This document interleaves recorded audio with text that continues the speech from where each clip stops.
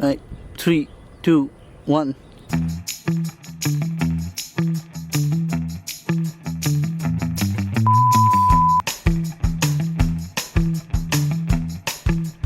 Сайн байцгаана уу? За, Малайзийн нэр хүндтэй сургууль болох Xiamen University-г танилцуулж байгаадаа баяртай байна.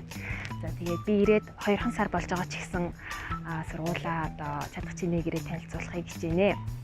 За, анх 1921 онд Xiamen University-ийн Хятадд байгуулагдчихсан Тан Ка Ки гэдэг хүн одоо байгуулсан мэлээ. За, түүнээс хойш 93 жилийн дараа 2 дахь салбар болох Малайзад 2 дахь салбараа байгуулжсэн мэлээ. Монголын ер нь их залуучууд гадаадын ер нь бол Европын улс руу суралцахыг илүү их үздэг. Жишээ нь Англи, Америк гэх мэтчлэнтэй. Би бас тэдний нэг байлаа. Тэгээд надад Канада айгүй сонирхолтой санагдаад ер нь заавал Канадад сурна гэсэн зорилгоо тавьсан боловч би ер нь айгүй олон орнуудын их сургуулиуд руу apply хийсэн байхгүй юу. Тэгээд тэрнээс ганц онцгойрж одоо үлдсэн нь Малайзийн хөө сургууль байсан. Тэгээд яагаад ч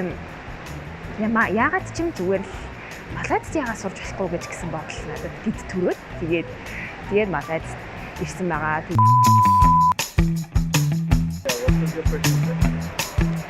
За, надад энэ сургууль бас их таалагдсан. Одоо надад хүч зориг өгсөн зүйл нь юу вэ гэвэл залуучуудынх нь одоо байгаа байдал нь. За, тэгээд юу нэ гэвэл илүү тийм хүчин чармайлт гаргадаг, тэрнийхээ үр дүнг одоо харахыг хүсдэг тийм одоо зан чанар нь энэ залуучуудаас юм харагдсан л да. Тэгээд их суралцмаар тийм зан чанарууд байсан учраас тэр нь надад их таалагдаад тэгээд надад их хүч өгсөн гэж юм бодож байгаа.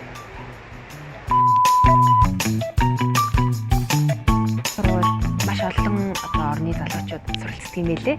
Миний танилцсанаас Малайз, Япон, Солонгос, Индонез, Хятад гэх мэтчлэн маш олон орны оюутнууд ирдэг олон улсын сургууль юм лээ. За, тэгээд дээрэс нь одоо оюутнуудад хичээж байгаа, зүтгэж байгаа оюутнуудад тэтгэлэг өгөх маш дуртай тийм сургууль юм шиг надад санагдсан. Надад таалагдсан бас энэ сургуулийн нэг нь таалагдсан зүйл нь гэвэл одоо оюутнууд чинь маш завгүй гэдэгтэй хичээл, бас дахин хичээл гэдэл тэрний хажуугаар бас чөлөөт цагаа зөв боловсон өнгөрөөх тийм газар нь айгүйх тийм чөлөөтэй байдаг нь надад маш их таалагдсан. Би жишээ нь усан спортоор хичээл хийх дуртай байхгүй юу. Тэгээд хичээлийнхаа хажуугаар нэг өдрийг ингэж бүр гаргаад би усан спорттой зориулдаг. Усан спортын талбай, усан спортын одоо газар гэх юм уу. Усан спортын газар, тэгээд хөлөө өмгийн талбай, сагсан бөмбөгийн талбай, газрын теннис, агаарын теннис гэх мэтчлэн маш олон тийм чөлөө цагаа өнгөрүүлэх тийм газрууд ихтэй надад маш их таалагдчихсан.